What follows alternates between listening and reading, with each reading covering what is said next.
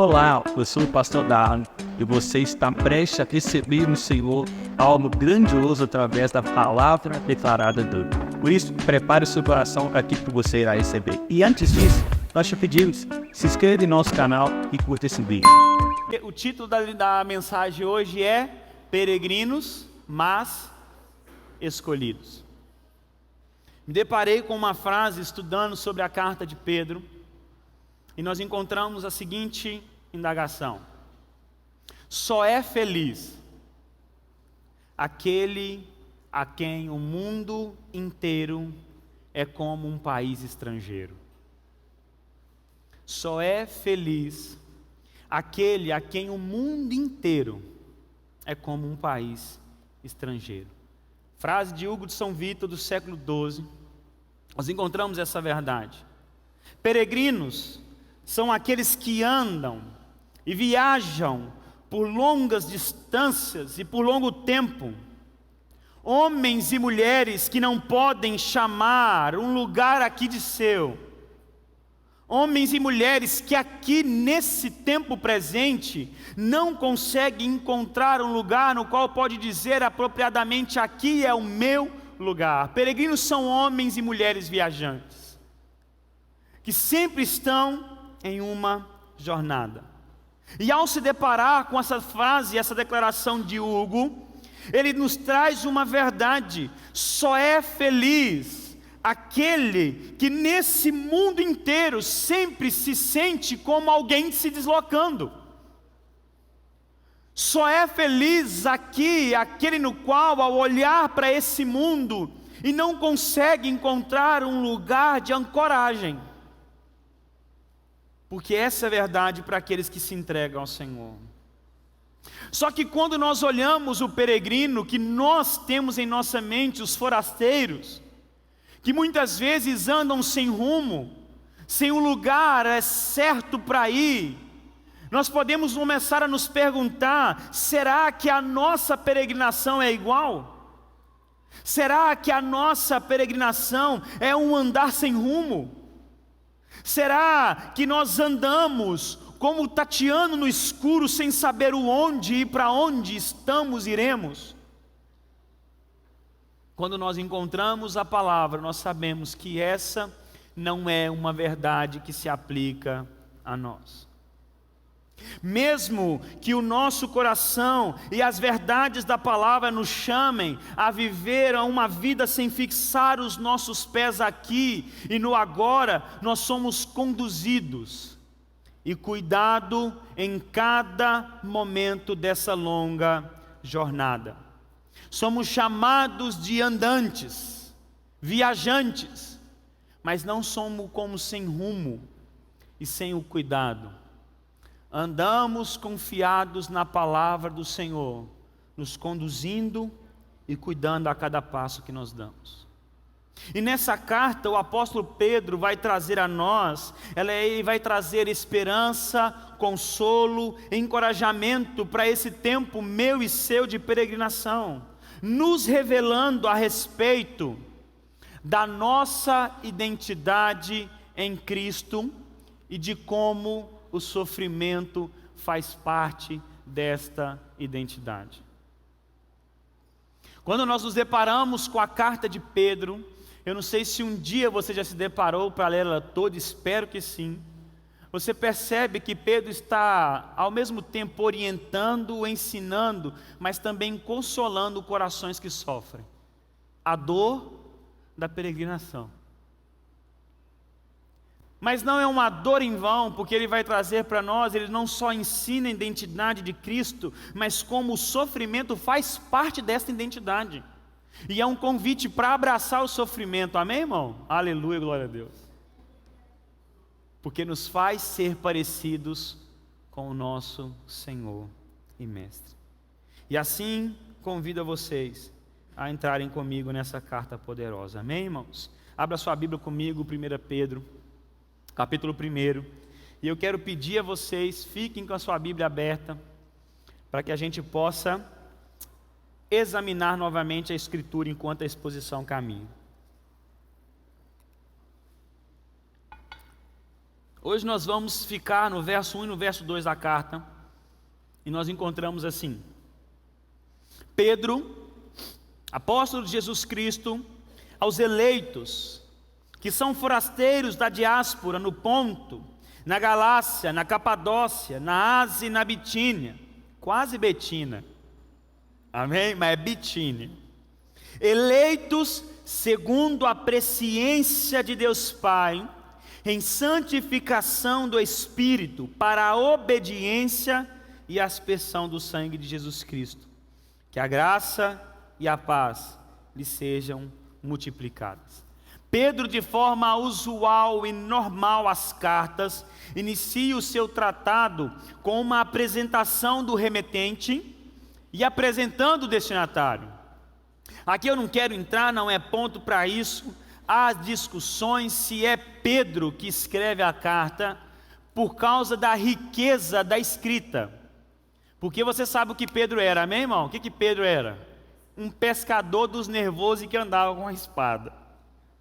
E aí quando nós vamos para o original e para a escrita, é uma escrita refinada, então há discussão. Mas o que mais se aceita e entende é que ele foi dizendo as verdades e um escritor foi refinando a escrita. Amém? Ditando, mas consertando. Sabe quando a gente vai falando assim, fala aí para o irmão, nós vai amanhã, a pessoa vai escreve assim, né? Nós vamos participar, assim, sabe, a pessoa vai... E você fala assim, essa pessoa que escreveu essa mensagem não é essa pessoa, mas era. Pedro começa então trazendo, não só quem é, mas trazendo diante de qual autoridade ele escrevia essa carta. Pedro, apóstolo de Cristo Jesus. Eu não escrevo através e a partir daquilo que eu penso que sou e daquilo que eu tenho. Eu vou até vocês a partir daquilo que Cristo me chamou a ser e me convocou a me tornar. Eu escrevo a vocês como um enviado de Cristo, apóstolo de Cristo Jesus. E agora ele aponta o remetente, o destinatário da carta, no qual aponta para mim e para você. Não é só porque há um alvo que isso se torna e perde o poder para nós hoje. Então Pedro ele vai apontar para os forasteiros da diáspora. E agora há também assim, para quem essa carta foi escrita? E às vezes a gente fica pensando assim, você pode pensar, mas para que eu vou ficar pensando? Para quem que Pedro escreveu, quem participava dessa igreja, se era judeus convertidos, se era gentios convertidos, se era alguém vindo do paganismo, de onde que era, isso não faz sentido nenhum, faz sentido, porque quando eu sei para quem ele escreve, a carta faz mais sentido, amém, irmãos? Quando a gente vai ler os evangelhos, e a gente percebe as diferenças de aplicações, nós entendemos essas diferenças, entendendo para quem cada um estava escrevendo. Por isso cada um tinha um alvo. Então esta igreja era uma igreja mista, composta de judeus convertidos e gentios convertidos. Porque um pouco mais à frente nós vamos ver que Pedro vai ensinar, bater e corrigir em ações do paganismo. Então tinha pessoas naquela igreja que viam de fora do judaísmo e que já participavam de coisas que no judaísmo não tinha. Então esse era o alvo dele. Então Pedro agora ele vai escrever e ele direciona a sua carta aos forasteiros da diáspora e descreve 5 lugares. E aí nós temos que entender que o termo diáspora, ele era utilizado para os judeus que habitavam fora da Palestina e que tinham sido espalhados, que viviam fora do seu lugar de origem. Então Pedro ele já está escrevendo para homens que estavam e moravam e agora viviam em igreja fora do seu lugar natural, fora do seu lugar de origem. Mas Pedro, aos poucos, vai fazer os leitores entenderem que independente do lugar, sempre seremos e estaremos fora do nosso lugar de origem. Que independente se aqueles irmãos estivessem na Palestina, estivessem dentro da sua terra natal, ali agora se entregando a Cristo Jesus, eles se encontram fora do seu lugar de origem. Porque Pedro vai trazer essa noção durante a sua carta sobre a peregrinação de uma forma espiritual. E aqui começa a nossa jornada. Por que eles eram forasteiros? Por que então que esses irmãos foram espalhados? Por que que eles eram perseguidos com ostracismo social? Por que eles eram perseguidos, abandonados, sendo expulsos dos seus trabalhos? E a gente começa a pensar, e aí nós tivemos há 2 semanas uma mensagem sobre isso, né? Sobre ser pedra, sobre a renúncia e o sofrimento que encontramos no Senhor, e nós nos deparamos com as mensagens que envolvem o cristianismo de hoje, uma mensagem do filme da Barbie, amém? O mundo rosa, o mundo plástico, o mundo que não tem problema, vem que Jesus te abraça, e os seus problemas nunca mais acontecerão, nunca chegarão a você. Mas aí Pedro começa a dizer: sabe por que que vocês são espalhados? Sabe por que que vocês vivem como forasteiros? Sabe por que que a sociedade não te aceita? Porque vocês foram escolhidos por Deus. Qual é o motivo de viverem abandonados, exclusos da sociedade, excluídos, abandonados, perseguidos? Porque eram escolhidos de Deus, porque se encontraram no meio da sua jornada com Cristo Jesus, arrebentando com a sua vida, a sua cegueira e trazendo luz e direção. Ser escolhido por Deus e viver fundamentado no seu reino sempre trará a nós o afastamento desse mundo que não é o nosso lugar. Amém, irmão? Ser um cidadão do reino de Deus sempre trará sobre nós o afastamento desse mundo. Só que aqui eu vou trazer mais uma vez algo que eu já falei muitas das vezes. Ser peregrino, forasteiro e aquele que é excluído por ser filho de Deus, não é um convite, uma liberdade para ser o esquisito, amém, irmão? Quem é de Nova Aliança já sabe. O seu chamado não é para ser esquisito. O seu chamado e convocação é para ser diferente. Amém? Não é para ser chato. Sabe, o esquisito, o chato? Tudo é coisa. Vocês entenderam? Mineiro entende isso aí, né? O ruim não é pregar fora e soltar uma coisa. Tudo é coisa no trem. Aí acabou, irmão. O cara fica perdido. Cadê esse trem? Não, irmão, é outra coisa. Ainda não continua na visão. Então entenda essa verdade. O convite para nós é ser um representante do reino de Deus, que vive a sua verdade e reflete Cristo de forma verdadeira aqui. O convite para mim não é que nós, como filhos de Deus, fujamos da sociedade. A convocação é não, adentre a sociedade, como um cidadão do reino de Deus. Reflita Cristo lá dentro, e você será expulso desse lugar, quando vivermos de forma verdadeira. Mas é porque eu sou chato, então é esquisito. Não. É porque todas as vezes que nós estabelecermos a verdade de Cristo de forma apropriada e revelando Cristo em nossas ações, isso assusta o mundo. E Pedro não traz isso da sua cabeça. João 15, nós encontramos essa declaração do Senhor. Nós encontramos assim: se o mundo odeia vocês, saibam que antes de odiar vocês, odiou a mim. E ele continua: se vocês fossem do mundo, o mundo amaria o que era seu, mas vocês não são do mundo. Pelo contrário, eu dele os escolhi, e por isso o mundo odeia vocês. Pedro pega agora a mesma verdade que Cristo aplica e traz aos irmãos que estão andando distantes. Não fiquem assustados e achando que a vida não está correta porque algumas coisas pioraram no meio da sociedade quando eu me entreguei ao Senhor. Não, isso é a verdade. Porque o mundo ama o que é seu, mas eu dele os escolhi. E ele vai odiar vocês, porque a mim odiaram. Quando nós nos colocamos de forma verdadeira, quando nós nos levantamos com a verdade diante de uma mentira, isso faz com que o mundo se assuste. Amém? Quando você está na reunião da sua empresa, onde você trabalha, e naquela mesa começa a se debater uma forma ali de conseguir uma brecha na lei ali, se a gente faz isso, eu arrumo uma brecha, e que se eu arrumar um advogado bom ainda, um advogado bom, mas não é daqui da igreja não, porque aqui da igreja é crente, é forasteiro, aleluia, né? Arrumar um advogado bom perdido, ele ainda pode até dar um jeito ainda. Aí você está naquela reunião lá assim, aí você está assim, o Espírito Santo falando com você, isso não é para você não, você vai revelar Cristo agora. E aí você fica assim, não, mas se eu falar isso aqui agora, o RH vai estar na porta me abraçando. Aí o Espírito Santo fala, vai, eu que cuido de você hoje. Amém? Aí você fala assim aqui, mas isso aí não é mentira e só negar imposto e... Você entende, irmãos? Você expôs de qual reino você é.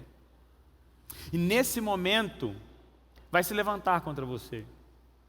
Quando nós nos colocamos e dizemos o que nós vemos através da palavra, o que é um casamento, o que é relacionamento, o que é criação, o que é educação, o que é ensino, o que é uma forma ética e moral para uma sociedade, nós recebemos o quê?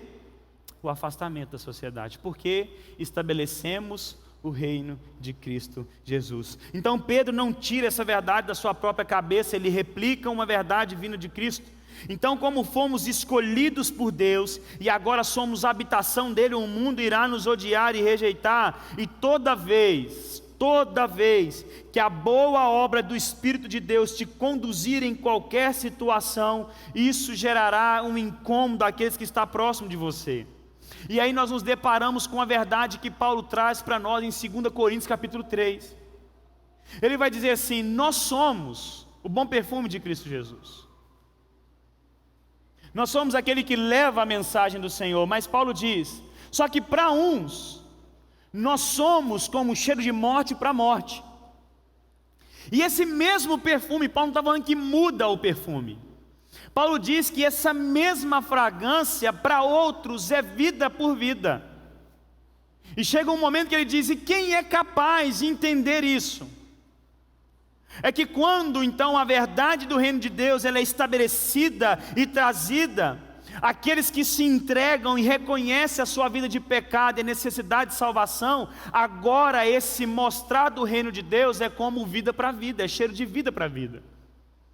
Mas aquele que ao se deparar com o reino de Deus a rejeita e nega, esta mesma mensagem se torna agora condenatório e juízo para ele, cheiro de morte para a morte.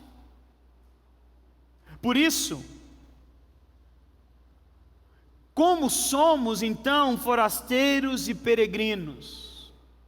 Porque de Deus fomos escolhidos, fomos achados por Ele em nossa forma caída de caminhar, e agora replicamos uma nova forma de viver. E aí, diante de alguns, isso vai gerar neles um incômodo de: eu preciso de transformação.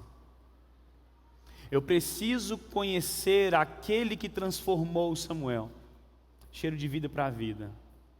Mas aquele que diz, não, mas você é careta, você é ultrapassado, essa mensagem é antiga, é criação de homens, ele traz para si juízo, cheiro de morte para a morte. É para bater no peito e se alegrar com esses? Não. O Senhor te convida, ajoelha mais uma vez e clama, para que ele se encontre com essa fragrância que vai trazer para ele vida e revelação do Senhor. A partir do dia que começamos a entender que aqui não é o nosso lugar, e pelo poder do Espírito Santo de Deus, começamos a viver e refletir o reino eterno de Deus, em virtude da fé em Cristo, sabemos que sofreremos perseguição. Quando encontramos e nos entregamos em Cristo, nós temos que ter a consciência que estamos aqui de passagem e que não podemos fazer desse lugar passageiro o nosso ponto de ancoragem. Os que são filhos de Deus e que se entregam de forma verdadeira ao reino de Deus, sempre achará que não está encaixado aqui, porque daqui você não é. Amém? Eu não sei se o André e a Thaisa passou por isso. Eu lembro, vou usar vocês de exemplo, morar em outro país. Já moraram na Inglaterra também, né? Não, foi em qual outro lugar? Só Portugal, Portugal. Você pode aprender a falar o idioma, mas o sotaque nosso fica lá. Você pode receber uma carta dizendo que você é de lá, português, você é inglês, americano, mas você sempre vai ser um imigrante. Amém? Sempre, irmão. Tem gente que fala, meu sonho é passar por essa situação, né? Ser considerado imigrante nos Estados Unidos, de forma legal. E aí, só que isso sempre vai gerar esse incômodo. Você pode falar a mesma língua, você pode vestir a mesma roupa, você pode falar muito bem, você pode estar lá enxertado no idioma, enxertado na cultura. Você sempre vai saber, aqui não é o meu ponto de partida. E aí a gente traz isso para o nosso reino espiritual e para a nossa vida. Você que foi encontrado por Cristo e por Ele escolhido, você tem que entender, você nunca vai achar aqui um ponto de ancoragem. Não importa onde você estiver vivendo, porque os valores cristãos sempre entrarão em conflito com a sociedade que estamos. Você pode arrumar um jeito de mudar amanhã para a China, para o Japão, Canadá, para qualquer lugar que você quiser ir, irmão, para Havaí, para qualquer lugar. Em algum momento, o reino no qual você faz parte chocará com a sociedade que você está inserido. Mas sabe o que nós queremos? Esquecemos essa verdade e queremos encontrar aqui o lugar onde jogamos a nossa âncora e aparamos o nosso barco e a nossa embarcação, sendo que o Senhor diz para nós, não tem como, os valores são diferentes e você está aqui de passagem para refletir Cristo Jesus e apontar para um lugar que é Cristo Senhor na eternidade. Por isso que quando eu e você queremos encontrar aqui o nosso lugar, nos frustramos, porque daqui não somos. Ou então você vai incomodar o teu coração e vai começar a moldar o seu pensamento e vai sair daquilo que Cristo tem para você e se amoldará ao pensamento deste mundo. O que você quer nessa noite? Há um alerta para mim e para você, irmão. Se os seus pensamentos e valores se encaixam com a sociedade atual, é um alerta para o teu coração.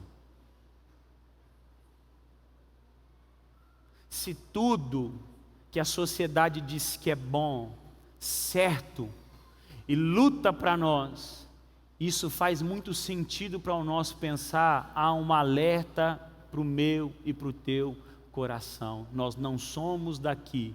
E o texto do Senhor Jesus diz, o mundo odeia os que não são daqui. Os nossos valores são diferentes. Então eu devo ir para o monastério então. Vou fugir da sociedade. Não.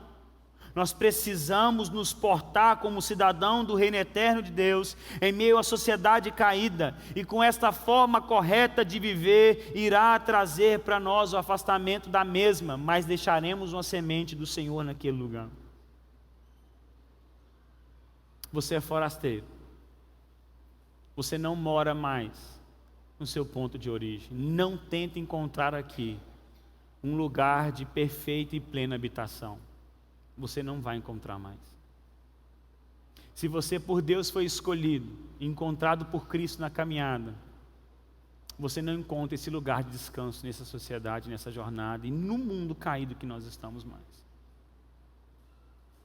Mas na verdade o seu coração agora troca o anseio. Antes queríamos o quê? Comodidade, mordomia.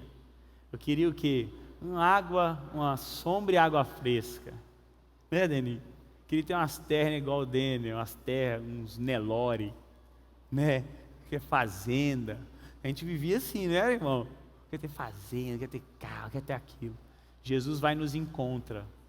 E aí muda o anseio. E o que eu quero agora? Me encontrar com Cristo Jesus. Porque eu sei que Ele é o meu lugar. Porque eu sei que Cristo é o meu sábado. Porque eu sei que Cristo é o meu descanso. porque eu sei que é na eternidade que eu serei totalmente pleno nele, porque diante dele estarei, e aproveitando de tudo que o Senhor pode ser e fazer pela eternidade. Os nossos anseios mudam, por isso o aqui e agora perde o valor. Quando Paulo vai dizer, se vocês foram encontrados por Cristo, e se vocês foram ressuscitados por Ele, pensem agora nas coisas que são de cima, pensai nas coisas eternas, porque aqueles que por Ele foram encontrados não conseguem mais fincar as suas barracas nesse lugar. No versículo 2, Pedro ele volta a reafirmar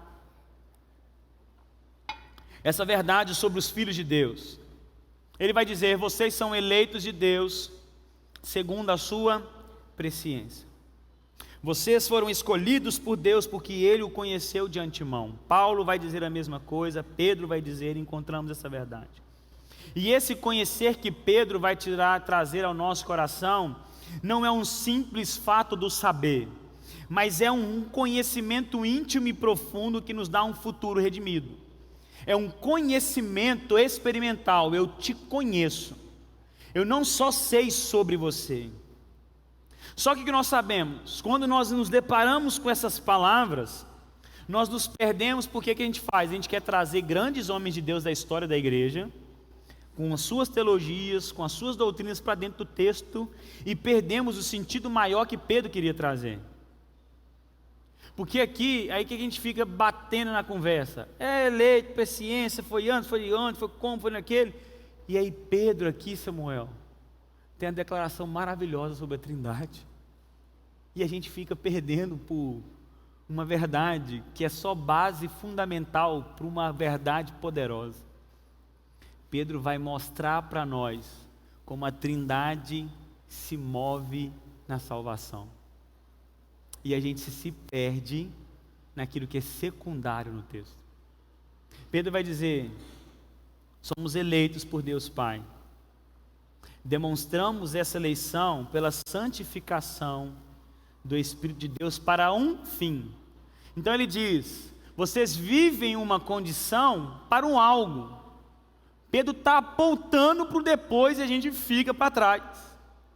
Ele vai dizer, vocês têm uma verdade sobre vocês, que levam vocês para um resultado, e agora traz a mim e a você a avaliação das nossas vidas, porque a eleição, a escolha de Deus que Pedro apresenta é para um fim, e o primeiro ponto que ele vai trazer para nós, é a santificação no Espírito Santo de Deus, a obediência, e a aspersão do sangue de Jesus Cristo. E aí Pedro introduz a Trindade de uma forma maravilhosa. Deus Pai planeja, Deus Filho executa, e Deus Espírito Santo traz essa verdade poderosa a nós, e nos transforma e capacita a vivê-la. Deus nos escolhe como seu povo, nos separa do mundo, sentindo o ódio do mundo, suportando o sofrimento e perseguição, e ainda assim somos escolhidos a quem Deus favorece e ama. E Pedro está apontando para isso, independente vocês são peregrinos e forasteiros, há uma verdade maior que traz consolo e nos aponta para frente. Vocês foram separados do mundo para um fim, ser santos e revelar Cristo aonde vocês forem.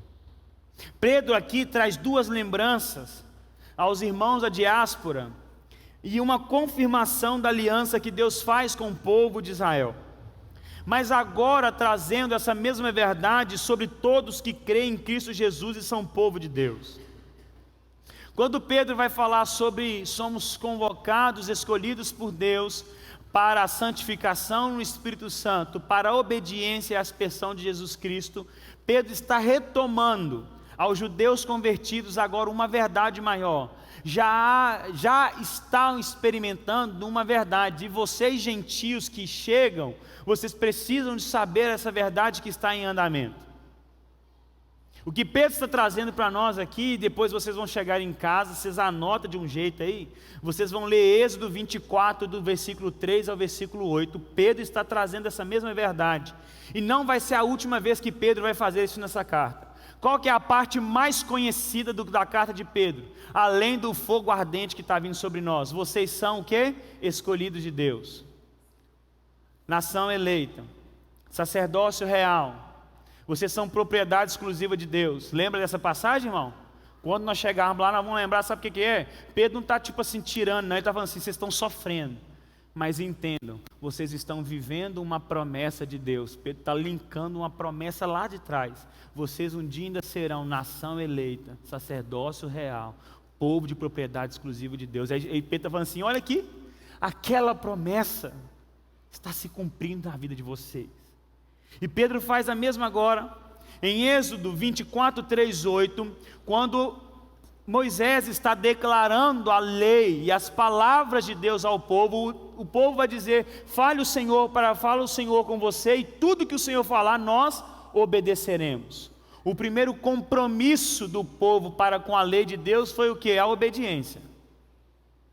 O que chegar a nós, obedeceremos. E agora, Moisés traz em Êxodo 24, ele asperge o sangue sobre o povo, como um sinal da aliança de Deus com o povo e uma resposta do povo ao Senhor. A aspersão que acontece com Moisés é meio que selando esse pacto de obediência e a aliança de Deus com o povo. Mas aí Romanos vai dizer para nós no capítulo 8, que a lei ela é fraca, não pela lei, mas porque ela encontra a sua fraqueza e fragilidade aonde? No ser humano.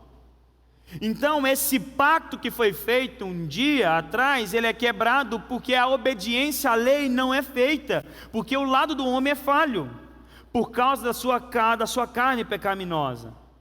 Só que aí Pedro está dizendo, vocês olham para trás, algo que nós não conseguimos cumprir, mas agora experimentamos uma verdade no qual não tem como fugir, porque nós nos apoiamos na obra redentora de Cristo, e agora a obra capacitadora do Espírito Santo de Deus. A obediência que um dia o povo escolhido de Deus declarou que faria, Jesus veio e foi o quê? Obediente. Colossenses e Filipenses vai dizer, ele foi obediente até o final, até a morte e morte de cruz. Amém? Através de um homem entra o pecado no mundo, mas através de um homem também entra agora o quê? A remissão dos pecados. Pedro está trazendo agora aquela aliança que foi quebrada porque nós não conseguimos cumprir a nossa parte de obediência. Agora somos escolhidos por Deus em santificação do Espírito Santo de Deus para o quê? A obediência. Para cumprir aquilo que um dia nós não conseguimos fazer, mas nós não apoiamos na nossa obediência. Apoiamos por fé naquilo que Cristo fez. E agora, a aspersão de sangue não é mais de um animal, mas é do sangue do Cordeiro perfeito de Deus, que tira o pecado do mundo. Agora a aliança ela é perfeita porque é totalmente apoiada no Filho de Deus. Então Pedro agora traz essa verdade sobre eles. Vocês foram agora separados do mundo, escolhidos por Deus para a santificação e cumprir em Cristo Jesus e o seu Espírito Santo aquilo que nós não éramos capazes de fazer. Linkamos com Paulo, Romanos 8, ele vai dizer que a obra da carne é o que, irmãos? É pecado, é morte, mas o Espírito é o que? Vida e paz. E aí Paulo continua em Romanos, que através do Espírito que habita em nós, e que nos traz a certeza de que somos filhos de Deus, e que nos faz clamar o quê? Abba. Primeira coisa, ele tira de nós o quê? O senso de medo. E depois Paulo vai dizer, e agora através do Espírito Santo, você é capaz de mortificar as obras da sua carne. É a mesma coisa que Pedro está dizendo. Através da aspersão de Cristo Jesus e seu sangue e a obra santificadora do Espírito Santo de Deus, somos capazes agora de experimentar aquilo que o Senhor tem para nós, para aquilo que de antemão Ele preparou para nós. É diferente? Não é. Paulo vai dizer a mesma coisa. Nós somos predestinados para quê? O que a gente fica batendo nesse texto? na palavra, esquecemos o resultado. Nós recebemos um destino: sermos transformados à imagem de Cristo Jesus. Pedro está dizendo a mesma coisa. Fomos escolhidos para, através da santificação, vivermos para a obediência e experimentarmos a aspersão do sangue do Filho de Deus. Há um alvo para nós. Somos forasteiros aqui, perseguidos, mas nós somos escolhidos de Deus para revelar o Cristo que foi enviado por Deus. Outra coisa que fica clara agora aos ouvintes, e eu quero que fique claro para o meu e para o seu coração: no Antigo Testamento, os sofrimentos eram quase sempre vistos como resultado da desobediência do povo para com Deus. Essa era uma verdade que nós encontramos no Antigo Testamento, também, irmão? Só que Pedro, nessa carta, ele vai mudar. Ele vai trazer para nós a verdade que agora, os peregrinos eleitos de Deus, os sofrimentos que nos encontram, não ocorrem por causa da desobediência, mas apesar dela. Quem já experimentou uma tribulação das grandes, mesmo andando certo com o Senhor, e diga um glória a Deus, aleluia aí. Aleluia. Amém? Pedro está dizendo isso para nós. Lá atrás, o povo afastava do Senhor. Aí o que o Senhor fazia? Mandava um povo de fora e comia os milho de tudo, Renan Paulo. Vai acabar com essa plantação deles. Vai escravizar eles. Por quê? Em resultado da desobediência. Agora, há uma novidade para nós, amém, irmão? Um plus. Sofremos a perseguição apesar da obediência e desobediência. Quando nos portamos como cidadãos do reino de Deus. Você pode andar bem, irmão. Você pode achar que você está blindado. E o sofrimento vai chegar até você. Mas quando entendemos que somos forasteiros e peregrinos, nós veremos no problema uma chance de demonstrar um propósito. Revelar Cristo Jesus. Revelar o Cristo que nos escolheu, que nos purifica e nos convida a revelar o mesmo Cristo aos outros. E uma pergunta para nós encerrarmos nessa noite: qual caminho seguiremos e abraçaremos? Qual caminho? Será que o Senhor te trouxe aqui agora? O Senhor pode ter trazido você nessa noite porque você tem vivido uma vida lutando e jogando todas as suas forças para tentar encontrar aqui um lugar de descanso. Você a cada dia mais quer se sentir parte do meio, mas há uma bênção para nós. Nós somos escolhidos e tirados desse lugar. Mas o que você escolhe nessa noite? Continuar sendo parte e tentar se amoldar essa sociedade caída? Ou você vai abraçar essa vida em peregrinação e se portar como um cidadão do reino dos céus? E eu queria encerrar com duas citações de um filme que é maravilhoso. Se você não assistiu, assista. E no filme Paulo o Apóstolo, no final do filme nós encontramos dois diálogos, um diálogo e duas partes muito marcantes. E tem muito a ver com o que Pedro está dizendo a nós. Primeira coisa que nós encontramos é a tal afirmação: existe um momento que o próprio Cristo olha para você e estilhaça as suas defesas. E nesse momento entenderá que é totalmente conhecido de Deus e se sentirá totalmente amado. É o que Pedro está dizendo. Você foi escolhido pelo Senhor e nesse momento você sabe, você é totalmente conhecido por Deus. E aí Paulo nesse filme, ele continua o seu diálogo e ele traz uma outra verdade. E ele diz assim: imagine-se olhando para um vasto mar diante de você. Você se abaixa, põe a mão na água e traz um pouco até você, mas imediatamente ela começa a escorrer pelos dedos até a mão estar vazia. Essa água é a vida do homem, do nascimento à morte. Ela está sempre escorrendo por nossas mãos até se ir, junto com tudo que você tem apreço nesse mundo. Porém, o reino de que falo e para qual eu vivo é como o resto da água do mar. O homem vive por aquele punhado de água que escorre pelos dedos, mas os que seguem Jesus Cristo vivem para aquela expansão infindável do mar. Há uma decisão diante de nós. Você quer abraçar que o Senhor te encontrou no caminho e entender, você é totalmente conhecido por Ele. E nesse momento você se sente plenamente amado por Deus. Algo que nunca você vai ouvir aqui é se você quer escolher o Senhor, se você quer aceitar o Senhor.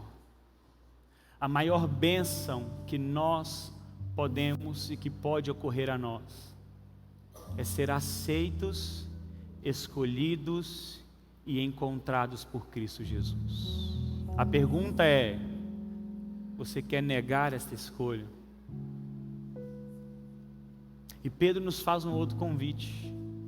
Você quer viver como esse homem que tenta viver por esse punhado de água que está escorrendo pelos dedos? Ou você quer esquecer essa vida e viver sabendo, um dia experimentarei a imensidão do mar? O que você escolhe nessa noite? Abraçar a peregrinação e entender: aqui eu sou aquele que vai, mas um dia me ancorarei na presença eterna de Deus, porque dele e por ele eu fui escolhido e achado, e totalmente conhecido. Coloque de pé no seu lugar em nome de Jesus.